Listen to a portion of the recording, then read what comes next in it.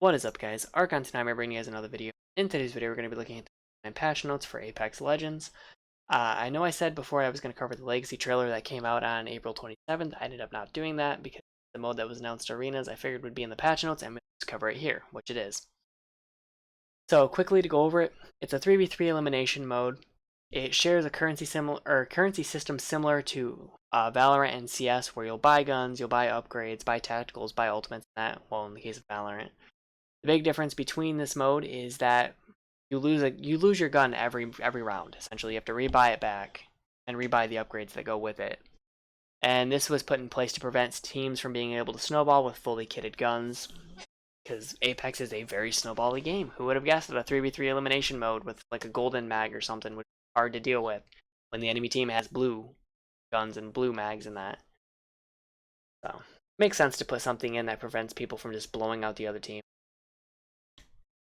Look forward to that in arenas. Personally, I'm going to use it as like a glorified training range where I can force fights against people and practice with guns that I want to practice with. I think that's what the mode should be used for more than that, because Apex's training mode is a little lacking these days. Party Crasher. This is one of the maps you'll see. Yeah, Phase Rush or Phase Runner. Sorry, I was going to say Phase Rush, but Phase Runner. And then you have 3 hotspots from the BR mode in Artillery, Thermal Station, and Golden Gardens. The thermal station will be very interesting for Pathfinder players because I'm sure they can still get up top here in the little lookout nest. People deal with that. Anyway, Valkyrie is the new legend. We've known about this for a while now, but let's see what her kit is. Passive, VTOL Jet. So VTOL Jet basically marks enemies on the map. Red arrow, you can see which way they're facing. No, I'm kidding. That's a Call of Duty reference for those who don't know. Anyway, what her real passive is use your jetpack to reposition or reach high places. You have limited fuel and cannot use weapons while flying. So the scary thing here is that it says you cannot use weapons while flying. Does that mean that you can use shield bats, med kits, any type of healing while flying? If you can, that's still going to be very problematic to do. I am glad that we don't have another Watson on our hand, or not Watson, but Horizon on our hands, where she throws down her tactical and her whole team goes up in the air and just starts lasering you or heals up inside there while doing the shimmy. At least they were smart enough to not do that mistake. Tactical Missile Swarm. Fire a swarm of mini rockets which damage and disorient the enemy. So I thought for sure this would be her ultimate, kind of like Pharah's Barrage in Overwatch, but I guess it's a tactical. It'd be interesting to see how well it works. And also if it can destroy doors, but like similar to what Fuse can do with his tactical. That's a very big deal because you got people who would like to hide behind doors in order to heal, and if you melee a door open, you leave yourself open to getting lasered, whereas she can just circumvent the situation by just blowing the door down. That'll be very strong. But if you Ultimate Skyward Dive. Take to the skies to reposition a long distance across the map. Your squad mates can join in. And she's also of the recon class, so she can see where the next ring is going to be to help reach a better situation. The ultimate. Personally, she sounds very, very strong. Any type of verticality in this game is very strong, in my opinion. Like I said, Horizon is proving that time and time again. Even Pathfinder, to a degree, proved it until he had to be nerfed to the floor, and then now he's back to being playable again. So we'll have to see where she stands. I think she's going to be very strong.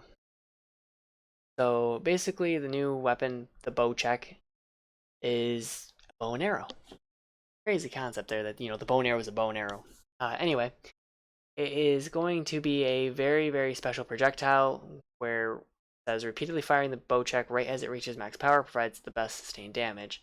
So you're going to pull it back and you're going to have a point where you need to release it immediately to get basically the most DPS out of it you can. And that's just how the bow works. It's very hard to go in depth with this because it's very common sense how a bow works. It will only be able to use, classic HCOG 1, the classic Hollow Sight 2. So basically it's going to be treated, I believe. Well, actually that's not true because the SMGs can't use the HCOG. I was going to say it's going to be treated like a SMG, but that's not quite the case. So I guess it's more of like an assault rifle then, with the 3 COG. The bowcheck can also be further modified with the 2 new hop-ups entering the game, Shattercaps and Deadeye's Tempo. It can equip both hop-ups simultaneously. So basically what they decided is that, they wanted Hanzo from Overwatch to be in the game, but they couldn't make a hero template for him or a legend template for him.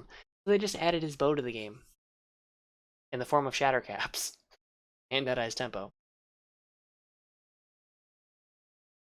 Olympus is getting a makeover full of vines and whatnot, as you can see here. Also, it will be the only map you can play for like the first week of the new season, so have fun on the new map. Similar to last season when Olympus came out. The big change I'm seeing here, starter kit and loot changes. So players will now start a match with a starter kit consisting of a level 1 Evo shield, helmet, and knockdown shield, plus 2 cells and syringes each. We've removed level 1 helmets, knockdown shields from the loot pool. Great change. Nobody likes finding a level 1 helmet or a knockdown shield when they get something from a bin or a building. Spawn chances for level 1 Evo shields in the loot pool have been significantly reduced.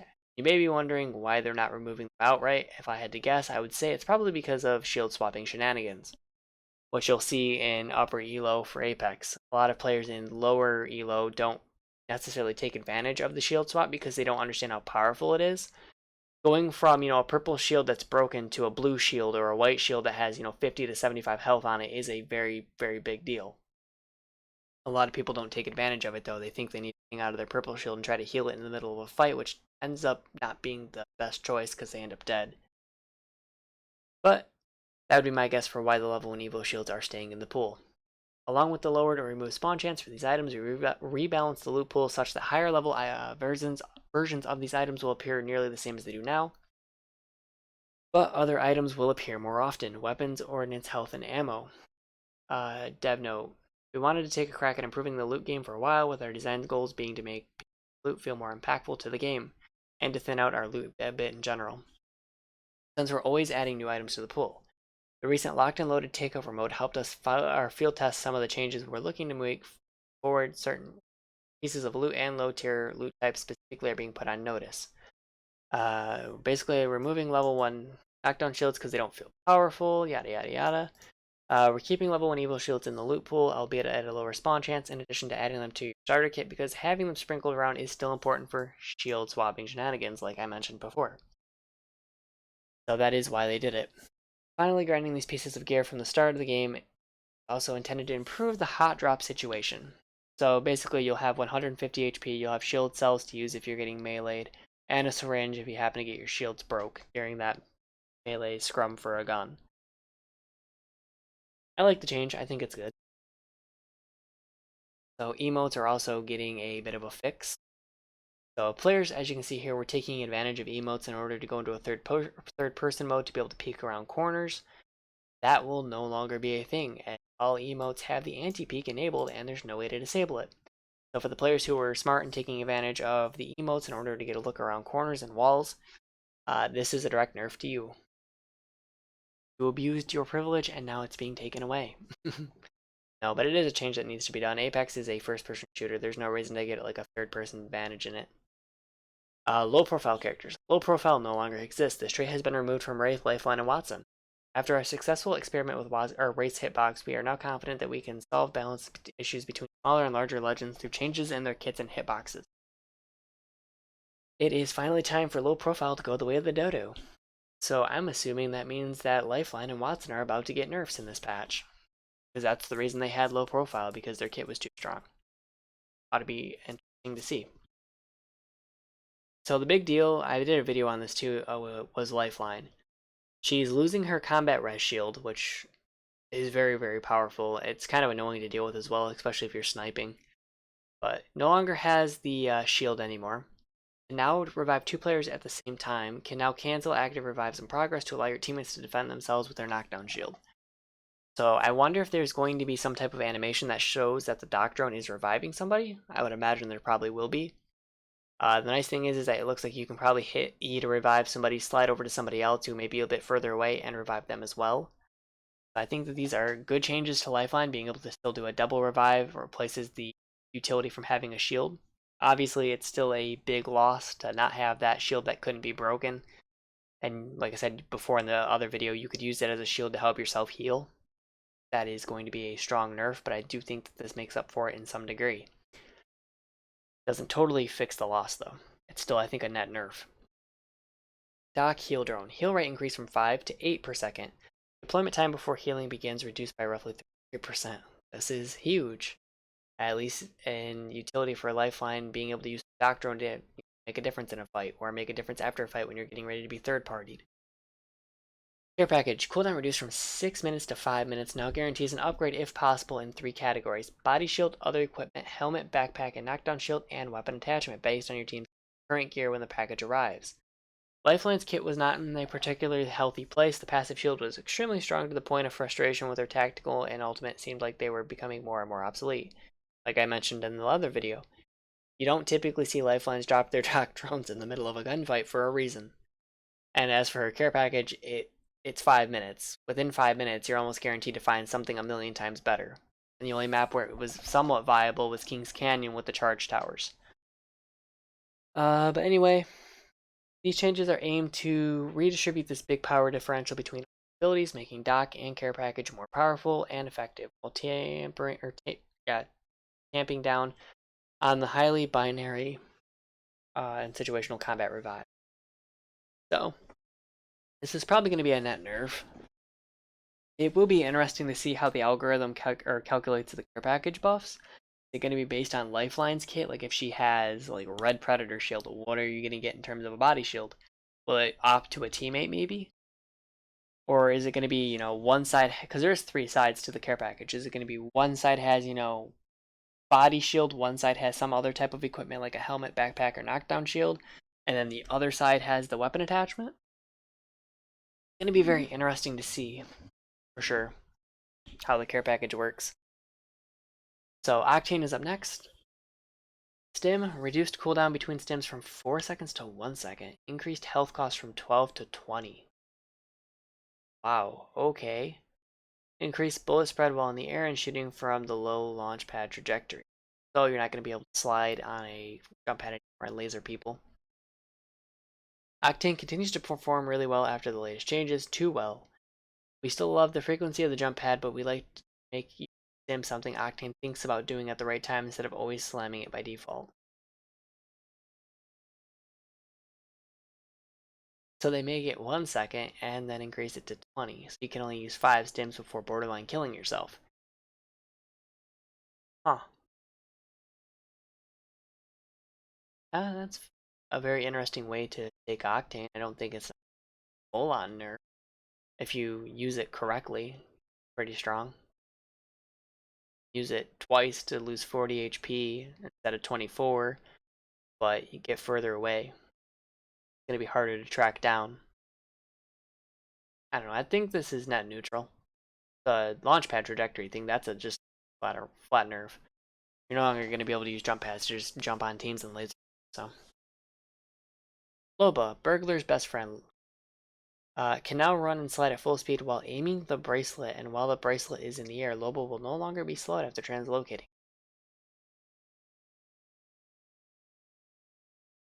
Yeah, that's not bad. It's a start. Fixed a lot of bugs that caused bracelet tosses to fail. Hmm.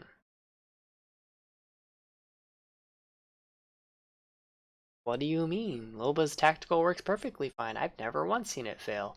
I've never once died on World's Edge because I couldn't get up to the high ground because it was telling me that the bracelet couldn't reach. That would never happen.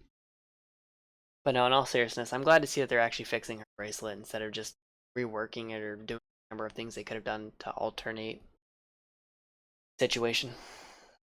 Or sorry, to alleviate the situation. What am I even talking about? It's 5 in the morning, guys. I'm sorry. A little incoherent, but we're getting through. As for the whole can run and slide while throwing the bracelet, I think that's a huge change. I also think that not being slowed anymore is also huge. I think the total fix would be to let her have her gun out as soon as she lands, because even when you land, it's still a little disorienting.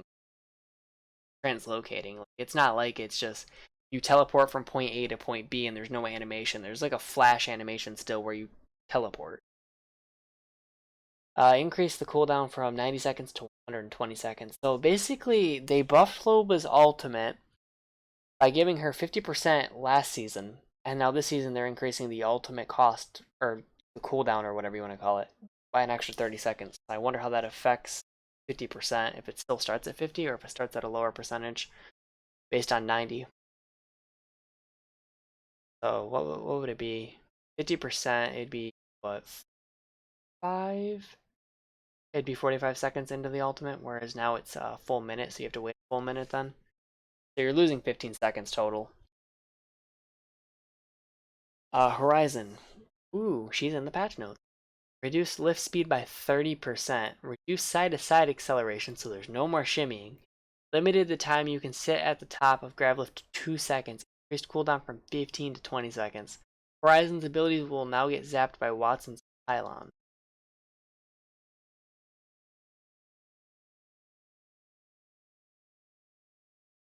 I don't understand the second change, but the first one, that's huge. So you're going to go up slower. You're no longer going to be able to use it to pop a bat in midair potentially. Because as you're going up, they're going to be able to laser you. So it's going to be more for positioning to the high ground than what it is as a utility tool to prevent people from lasering you. Like I said, reduce the side-to-side acceleration. The old Horizon shimmy is gone now.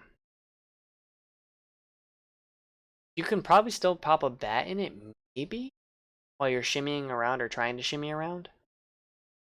We'll have to test it when the patch comes out and see just how bad it feels. This could potentially kill the character, in all honesty. Which, I mean, I'm fine with, because Horizon's just powerful. Until they can figure something else out. Let's read the dev note. Horizon is powerful and popular, but that's not why we're making these changes. We believe that mistakes in Apex Legends should be punishable, and Horizon can just get herself out of bad positioning while popping a whole battery. This just wasn't true. These changes have two goals. One, make it much more possible for enemies to shoot Horizon as she sits in grab lift, and two, make her grab lift less of an impromptu sniper tower. So, yeah, there's the nerf everybody was asking for. They hit all three forms of it, too. The speed going up, the shimmy inside the lift, and the amount of time you can stay up top in the lift. They hit everything, and then they even gave us the bonus snack of 20 or 5 seconds added to the cooldown. They gave us the four course meal. So she'll probably not be as popular as she was before. I'll be shocked if she's still popular. And we'll have to see. Fuse Knuckle Cluster. Fuse now has 2 stacks of Knuckle Cluster. Reduce the cooldown from 25 to 20. More help is coming, but we want to be very careful with how we buff him so that he doesn't just become the legend that kills you with abilities. Knuckle Cluster, Knuckle Cluster, Knuckle Cluster. Just watch the damage feed as it comes into what knocked you and what killed you, and you just see like nothing but Knuckle Cluster on your list. Oh, Knuckle Cluster hit you for 250 damage. I do like this change though. It's very good for Fuse. He was feeling a little lackluster with how it worked before.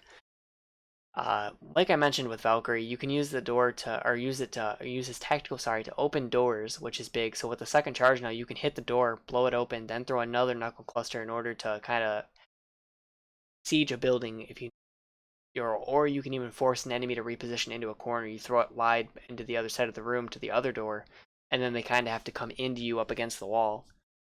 So I think this is going to be very strong. I'm curious what they mean by more help is coming. I wonder what else they're going to buff on him. Maybe it would have to be something to do with grenades, maybe, with his passive? I mean, there's no way you buff the ultimate. The ultimate seems pretty strong the way it is, so we'll have to see. Bangalore Smoke Launcher. Thicken Bangalore Smoke. Dev note. Last patch we optimized Bangalore smoke particles and inadvertently thinned them out. The same is to get her back to the original visuals while keeping the optimizations. I'm just gonna say it. I absolutely hate Bangalore smoke. Like, I can't see people through it half the time, but apparently everybody can see me even without a digi threat, and they just laser the hell out of me. Lack of a better word for it. Like, I usually play with my cousin, and he likes to play Bangalore. He'll drop the smoke, and we'll be fine for a second, and then out of nowhere, not even a Bloodhound, not even Bloodhound, not even Crypto, like a Caustic will just start lasering both of us in the smoke, and it's like, how can you see through the smoke? And then there's actually times where I can do it back to them where if you're outside this, it seems like if you're outside the smoke patch itself, it's easier to see into the smoke cloud, which is probably what this is addressing. So, yay, Bangalore buffs, right? Bloodhound no longer receives assists from Eye of the Allfather. Bloodhound scan is strong, but the goal of this change in particular is to reconsider assists and their implications for ranked points. There's enough intrinsic value in sonar scans. It's a slippery slope to consider. Crediting assists for other non-damaging abilities. Crypto will remain an exception. The active nature of Crypto's drone scan is notably different from the passive option with Bloodhound. This should encourage Bloodhound players to act on the information they get from the scan to eliminate instances where they might try to snag a quick assist without committing to a fight in the same way Crypto has to. This is kind of funny to me. I don't know why. Like, I'm just thinking about it. Like, Crypto's sitting in a corner somewhere getting assists, climbing up the elo ladder. Meanwhile, now Bloodhound actually has to shoot people in order to climb up the ladder. Crypto looking down on Bloodhound like, scan him, bro. Just scan him. You get an assist, I swear. But no, I think this is a good change. Honestly, the game itself, climbing the rank ladder is a bit stupid nowadays.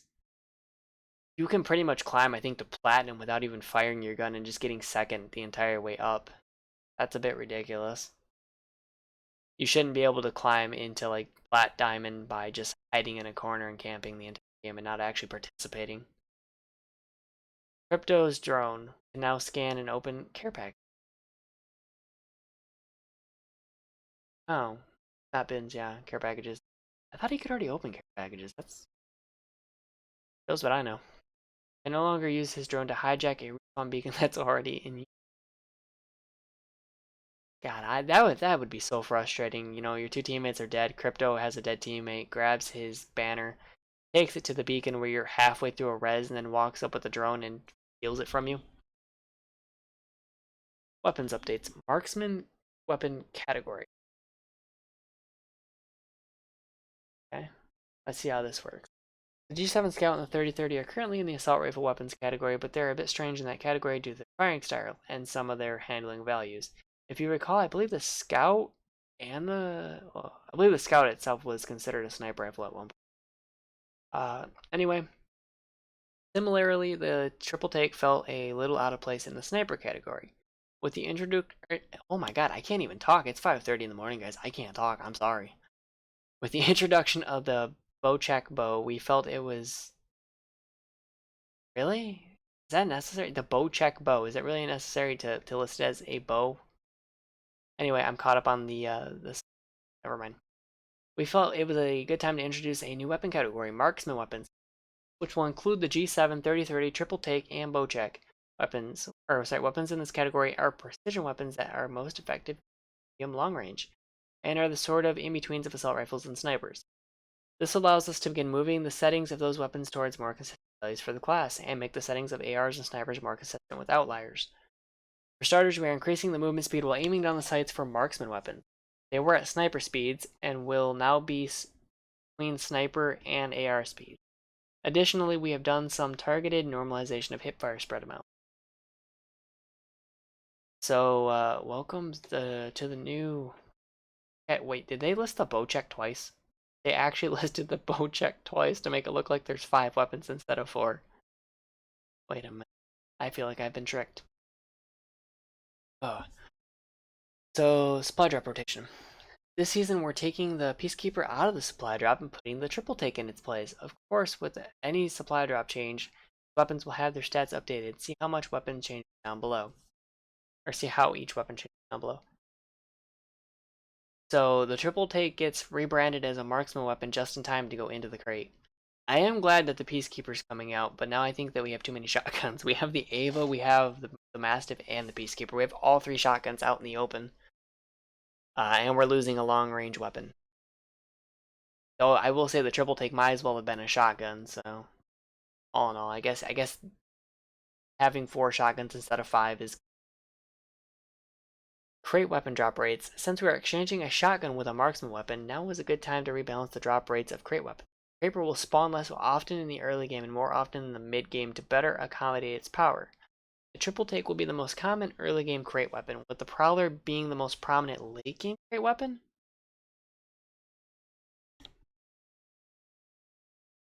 Huh. Like, they have the statistics on their side to see all this stuff, but I don't think I've ever heard somebody like, hey, let me have a Prowler instead of a Kraber. I don't think I've ever heard somebody say that before. Everybody wants the Kraber because the Kraber will one-tap you no matter what, essentially, if you hit a headshot with it. And a lot of people will actually drop a shotgun for the Kraber and try to hip fire people up close. Huh. Okay. I think the Kraber would be the late game weapon, not the Prowler. Anyway, fully kitted rotation. You're gonna have the bow, the wingman, the hemlock, the destroyer, and the sentinel. And the wait, what? Oh, the Mozam was a fully kitted. I remember the R301 was, but I didn't realize the Mozam was in that list. I've never seen a fully kitted Mozam. Huh. I've seen the other guns, the Mark or the 3030, the R301, the Spitfire, and the Longbow, but never seen a Mozam. That's crazy, and I've played quite a bit of games. Yada yada yada. Doesn't really change anything. The bow will be very fun to pick up, I'm sure. They always put the new gun in the fully kitted rotation right away. So the bow ought to be fun, but everything else is kind of meh for me. I mean, I guess having the pop-ups, shatter caps. Fire select to toggle between standard mode and shatter mode. Shatter mode, rounds split into a blast pattern on firing. This pop-up will be equipable to the 3030 and the bow check. So it's going to turn them kind of into like slug rounds or mini shotgun rounds, I guess, or buck spread. Sounds interesting. Have to see how much damage it deals. I'll be doing testing on May 4th when the patch comes out, guys. I'll do a video and I'll upload it similar to how I've done in past seasons. So if you guys want to see all the damage changes and everything, be sure to check that video out in the future. I promise I won't be rambling like I am now. Deadeye's tempo. Firing at the perfect moment increases fire rate. This can currently be attached to the Sentinel and the Bocek. Wait, how does it work for the Sentinel? The Sentinel doesn't charge. The bow check I can understand because you're pulling back the bow in order to release it. So if you pull it back and let go at the correct time, it'll be like a momentum thing. How does that work on the Sentinel though? Unless the Sentinel's somehow going to start charging, or I don't know. This would be interesting to see how this interacts with the Sentinel. For sure. Not to mention that if they're not careful, they're going to turn the Sentinel into a triple take. If this is increasing fire rate, how fast is the Sentinel going to fire? Because it's 75 per, so you hit a body shot, then you fire straight to the head real fast, you're downing anybody in the game. Even, I think if they have a red Evo shield, right? Because it's still 75 against purple head, right? It's not a Gibraltar or a Caustic. Then it'd be 150, so that's 225. Yeah, that's guaranteed death. And then if you happen to charge it, holy crap, the Sentinel may actually be really good. So scratch what I said about the fully kitted Sentinel. I want to see the Sentinel and I want to try the bow. I want to try both of those guns. To make room, the Hammer Point and Skull Piercer hop-ups are being vaulted for now and won't be available. Okay. So I'm hoping that the guns that use the hammer point, like the Mosem and the P20, are being compensated, and then the longbow and the wingman are getting compensated to some degree, especially if they're putting the wingman inside the golden, the fully kitted category. Assault rifles, reducing the headshot multiplier for all assault rifles from 2 to 1.75. This was already the case for the Hemlock, so the affected guns on the R301, Flatline, and Havoc. For some reason I always thought the Havoc was an SMG, and I'm not sure why. I guess it makes sense. Put the 3-cog on it. Just always came off as a SMG. Peacekeeper. It comes with the precision choke by default, similar to how the triple take did after precision choke was removed, which can be toggled off. Pellet damage reduced from 10 to 9. Rechamber time increased from 0.9 to 1.1. Reload times increased regular from 2.5 to 2.5. Empty from 3.5 to 3.5. Pellet spread increase in general, and spread when charged increase for all levels from 0.6 to it's a pretty significant. Quickly loses charge after leaving gas. Huh. So it's not going to probably be as good as it was obviously out of the box. They can't have it being that strong. So Peacekeeper's coming out of the crate. We're bringing many of the stats back in line with their previous values.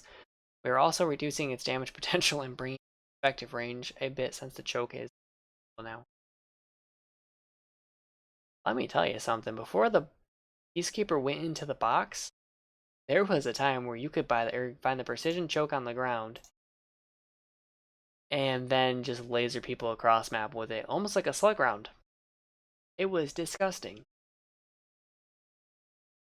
So hopefully it's not back to that value, but it's still pretty strong. Triple take. As a crate weapon, it will come with a 9 ammo clip and 63 reserve ammo. That's pretty good, so you get 72 shots total. Fire rate increase from 1.2 to 1.3, as if it wasn't spammable enough already. Time to fully charge reduced from 1.1 to 1 second. That's not going to change.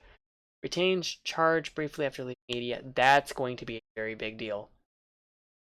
So basically what this means is that you're going to be able to charge it up. Like, let's say somebody's on the other side of a door. If you really wanted to, you could charge up that triple take when they break the door, come out of ADS, hip fire it at the head, and it's going to be a straight laser shot for max damage.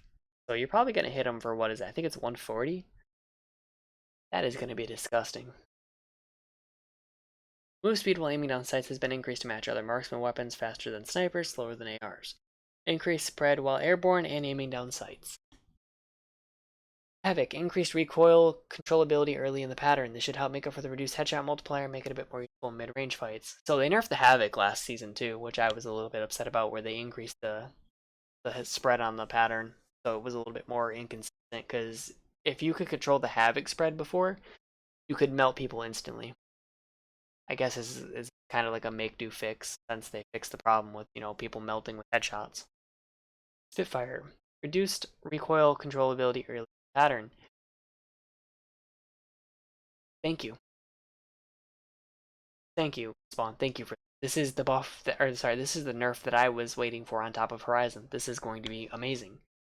Dev note: the Spitfire is too strong at the moment, boasting good damage output with low recoil, making it a bit harder to control early in the pattern to give more time for opponents to fight against it.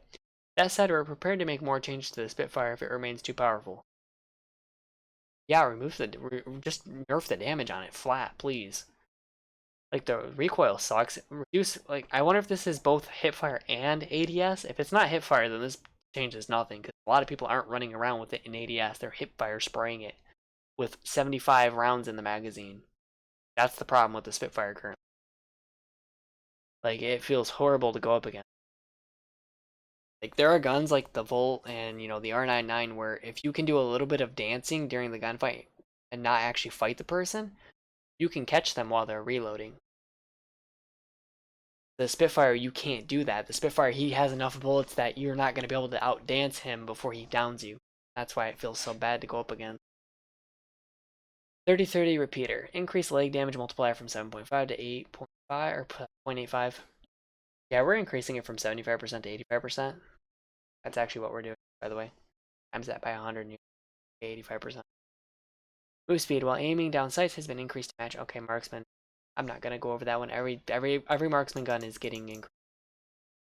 The 30-30 could use some loves for bringing up the amount of leg damage it does. This should make it a bit more efficient without raising its high best case damage. They don't want to raise headshots, they just want to players. G7 Scout, not going over that again. Increase hipfire spread size, reduced accuracy, more in line with other marksman weapons. A 30-30 repeater in the bow check compound bow have more accurate hipfire than the baseline marksman weapon values, so the G7 Scout will be less accurate in hipfire than these other weapons. Okay. 30-30 repeater to me feels horrible to use in hipfire ranges, so I guess that means the Scout is just wrecked then. Do not use it unless you're going to ADF. Good to know. Longbow increased headshot multiplier from 2 to 2.5 or 2.15. Same thing for the wingman. So basically, they're going to be hitting the skull piercer baseline or half of it. As we've done before, when the skull piercer is out of loot pool, we're giving both the longbow and wingman a compensatory buff. Mozambique increased magazine capacity from 4 to 6. Move the lower two pellets inward in the blast pattern. This brings up the baseline power level, so only finding a Mozam in the early game match gives you a fighting chance and makes up for the removal of hammer point. I think this is actually just an insane... By the way, I mentioned shotguns earlier, and I forgot that the Mozambique's a shotgun, so now we actually do have 5 shotguns in the pool. The triple take is the 6th shotgun that nobody ever asked for. especially with that precision choke change where you're just gonna be able to charge it up on a wall and then wait for somebody to come around and then hit fire them in the face. Anyway, P2020 increased bullet damage from 15 to 18, lowered fire rate from 8.5 to 6.25. Similar to the Mozam, we wanted to bring the P20's baseline power up a bit. Most players couldn't take advantage of the fast fire rate, so bringing down while increasing the damage should help players win more early fights with the P20. That doesn't make any sense. I guess they mean that most players couldn't aim the fire or aim the P20 and its fast fire rate, so I guess they're nerfing it a bit in order to help compensate with recoil. Basically, they're forcing you to slow down so you can aim your shots, which I think is fine. So the P20 and the Mozam, I think, are going to actually be pretty good early game weapons. We'll do a lot of testing on the patch when it comes out, by the way, like I mentioned before. So do look forward to that. I'll have a better idea when guns are in my hand. I usually, like, you can do math and numbers all day, but if you don't do it by feel, then it doesn't really matter. Arc stars. Aim and movement slow removed from the initial stick. I'm sorry. This is kind of ironic because I was playing with my brother the other day on stream, and I was making fun of him because he couldn't turn around to shoot at somebody. And he legitimately was like, I got stuck by an arc star, bro. I couldn't turn. So, well, at least you'll be able to turn now. Sticking someone should feel rewarding, considering it's a rare occurrence that's difficult to pull off. While an argument can be made that getting stuck should be a personal death sentence, the inability to at least relocate and spare teammates from the follow-up explosion makes it hard to counter against a coordinated team. This change should help mitigate that without stripping away the satisfaction of a nice stick. You know what this is going to do, actually. This is going to have the opposite effect. So, basically, when somebody sticks you, especially if you're playing door tag with them, you open the door, you get stuck, you're now going to want to run at that person who sticks you. You're going to want to run at them and hip fire them with whatever gun you have and try to weaken them as much as humanly possible so that when the explosion happens, you blow them up too. Because now they can't get away from you. Before, how it worked is if the arc star stuck you, there was no way to keep up with the person and they'd be able to dodge the explosion that they hit you with. Now they can't do that. Now you can just run them down and stick them, or basically blow them up too. I wouldn't use arc stars unless you're like very far away from. Jeez, they're gonna be running around just detonating on top of each other. Very interesting. Anyway, quality of life badges are sorted by the category that can be filtered all or unlocked only. Here, when looting death box, players can now see health bars for everyone on the team. Wait, could you not see health bars before? I feel like the game is so fast that I don't notice some of these things. Well, I guess that's good. So you can see when you're looting, like if your teammates are dying. I guess that's good. Challenges and favoriting, don't care. Pressing and holding. Gotta. Ranked fixed edge cases where an abandon penalty would be incorrectly applied due to server errors. This is massive. I can't count the amount of times that my brother's been disconnected because of the internet or the server. Like I've actually been disconnected by the servers while playing on PlayStation. For some reason, I kept getting an error bug. Wouldn't let me reconnect until I closed the application and restarted the game. But I would still get the penalty for leaving, even though I didn't technically leave. I had to close the app to restart it. Flight path adjustments. Removing edge, drop, shift flight paths to prevent matches where larger portions of the map receive traffic. These screenshots show a before and after comparison of possible flight paths on Kings Canyon. So if you look at this green line right here, you'll notice that the flight paths all intersect at this location right here. Yeah, this is where all the flight paths intersect. No, I'm kidding. To me, this just looks like somebody built green slime on the screen, and then they spilled even thicker green slime here. So I guess this is the improved version. It's all going through the center of the map, high traffic locations. Why not just have like 7 or 8 different variants? Why do you have to have like a billion different variants?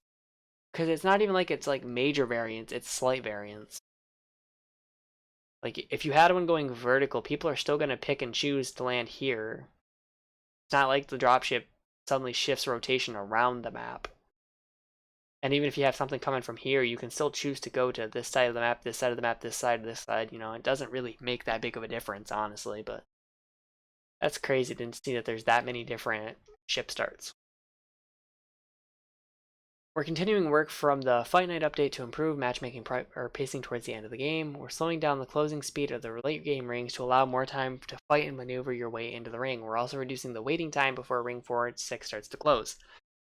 So ring 4 pre-shrink time reduced from 2 to 145. Ring 4 shrink speed reduced from 33 seconds, close time to 40 seconds. So you're losing 15 seconds and then gaining roughly 15 seconds on the close itself.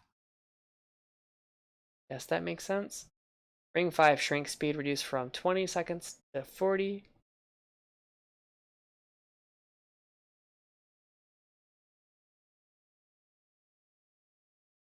Oh, okay, never mind. Yeah, I'm sorry. It's 5 in the morning. My brain's fried. I'm thinking that it's saying it's an increase. It's reduced. Ring 6 pre-shrink time reduced from 130 to 1 minute. Ring 6 shrink speed reduced from 1 close time to 2 minutes. Huh. So basically the rings are going to close faster, but not really close faster. Okay, so that's a lie. 5 and 4, you're going to get a slower, you're going to get more time. So you lose 30 seconds here before the round starts to shrink, and then during the ring coming in, you actually you gain 20 seconds. So honestly, does it change anything at all? I don't think it changes anything at all, honestly. Bug fixes. Bloodhound. Fix an issue with the tactical UI not showing while in Bloodhound's ultimate. How about fixing it to where it shows people in general with his ultimate? I was in a match earlier today where I was scanning with Bloodhound. We were up top in the 2 towers there. And somehow the Bloodhound that was on the other tower could scan over to me and hit me with his scan, but I couldn't scan over and hit him, and we both used our scans at borderline the same time. Like, I don't understand his ultimate, or sorry, his scan. His scan is like very weird. It like has no, like, it's not vertical, but it has like no y axis. Like, I can't even think of the word for it. It doesn't go down. Like it shoots out obviously, but it doesn't have any underneath potential for scanning. I can't think of the word right now. I'm sorry. Pathfinder gas traps and jump pads will no longer float into the sky when placed next to a zipline. So these are season 9 patch notes. I have a week to try to figure out and make this work. I want to see what happens when you place a gas trap and a jump pad near that. I'll have to test that out at some point. Wraith. Slight wall bumps no longer inadvertently cancel race tactical. So Bloodhound used to have that same problem where you'd go to use the ultimate and then you'd hit a wall and then it would cancel your ultimate and then you kind of just die because, you know, your gun doesn't come back out because you're still trying to do the ultimate. Good times. Good time. Mirage. Decoys no longer die after a tick of thermite. Octane ordinances will no longer get stuck and disappear when bouncing or being bounced off jump pads. Sorry. Death totems will no longer bounce when a jump pad is placed under it.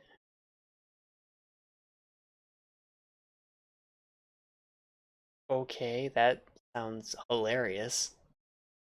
Could you imagine like bouncing a death totem like over a gap or something as you send people back to the totem? And you just dump them over a cliff or something and die. It would take a lot of coordination, but it'd be amazing. Players will no longer have weapons drawn if they are knocked as fight night or jump back. Wait a minute. Players will no longer have weapons drawn if knocked as they end. So I'm guessing that means if you get revived in the fight night arena, that's kind of a way to circumvent not having a weapon. Oh no no no no no no no no no no! This is the bug from season 7, where if you got knocked using what was it, Mirage or Bloodhound's ultimate as the animation started up, you instead of putting a knockdown shield up, you would actually lay on the ground in the knockdown mode with your gun out. I used to do it all the time until they fixed it for Mirage. It's hilarious. People would try to fight you, or they'd like ignore you because you were knocked, and they would think you couldn't do damage, and then you just pull out an R99 and just them in the back with it.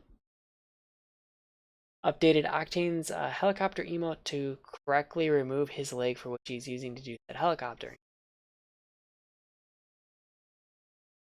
Oh my god, he has so many fixes. Oh, never mind, this isn't all Octane. Haha, never mind. Watson. Fix the extended prompt for Watson's fences not appearing in certain situations. Something to do with the Sentinel reanimation. Loba. Fix more areas where Loba's bracelet falls. Red-handed skin on consoles will not properly animate. Rampart. Mobile respawn beacon now has proper collision with amp cover. Jumping on and off a damaged shield no longer transfers the flame effect to your weapon. Horizon. Players will no longer have weapons drawn if they are knocked. Fight. Okay, so yeah. One-time X Hollow will no longer block view when using certain skins. Fixed an issue with Newt not getting refunded if it immediately dies due to a bad spot. Fuse. 1X Hollow Sight will no longer. It's a 1X fix. Flatline. Part of the iron sight was not or was being displayed over the whole weapon. Prowler supply drop. Prowler can now toggle fire modes. Wait, what? You can already toggle the modes. What? This bug fix don't make no sense because you can already toggle the fire modes. I do it all the time. You can switch between full auto and burst. Okay. Sentinel. Move tooltips not overlap the icons. Fix the graphical issue when swapping to the Sentinel. Miscellaneous. Fixed a menu bug with the advanced look options hidden. Survey beacons will now appear on the map when teams are respawn.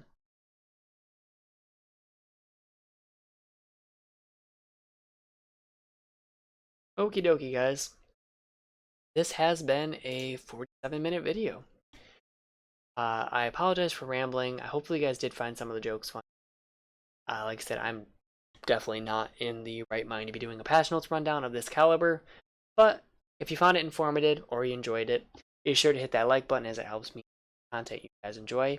If you guys enjoy this content, be sure to also subscribe to the channel as I do other games as well with the same humor, or at least attempt to do them with some type of humor. World of Warcraft will probably be the next big focus after the Apex patch comes out on May 4th, as World of Warcraft is currently in the PTR cycle for 9.1, which is a big deal as it's the next big content patch for WoW. I do occasionally cover hotfixes if they're big enough, like there was a big dungeon change a while back where they nerfed all the dungeons, but outside of that, I don't typically cover World of Warcraft that much, outside of like big patch changes, which I do hope to change in the future. I do want to be able to stream like 15 keys and just showcase different things and tips for tips and guides. For those things.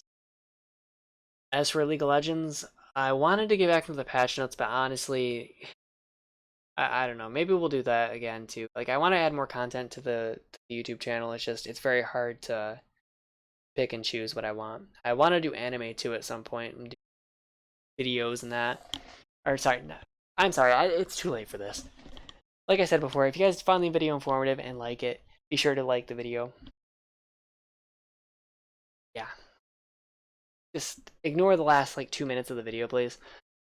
But anyway, hopefully you guys enjoyed it. The big winners from the patch, I will say, are probably the Peacekeeper coming back into rotation, P20, Longbow Wingman, and the Mozam. Everything else is taking a nerf, I guess. I guess you could also say the Havoc because it's getting its spread reduced. As for legends that are taking a loss here, can't not talk about Lifeline. She's definitely taking the loss, even though she's getting better heal drone and care packages. Octane is that's not neutral. Loba is the big winner, essentially because she's getting her tactical buff to where she can actually use it and it functions. Horizon is also taking a big nerf. Actually, this might actually be the biggest nerf of the patch. I do know that Lifelines is a big deal, but Horizons may just kill the character altogether. At least Lifeline can still double revive and gets utility. I think Fuse is probably the big winner of the patch. Getting 2 Knuckle Clusters is a big deal. Bangalore's is more of a fix. We can't really count that. Uh, yeah. Yeah, Fuse is definitely the big winner. Horizon's the big loser. Lifeline is kind of tied, I think, with Horizon as the big loser. But I'm out, guys. Take it easy. Let me know down below what you guys think. What's your guys' thoughts on Season 9? Are you excited for the Peacekeeper coming back to the rotation? Who do you think has the biggest nerfs, buffs? Same thing for guns, nerfs, buffs. Let me know down below. As always, guys, I'm Archon Tsunami. Sorry for the rambling, and I'll see you on the next video. Later.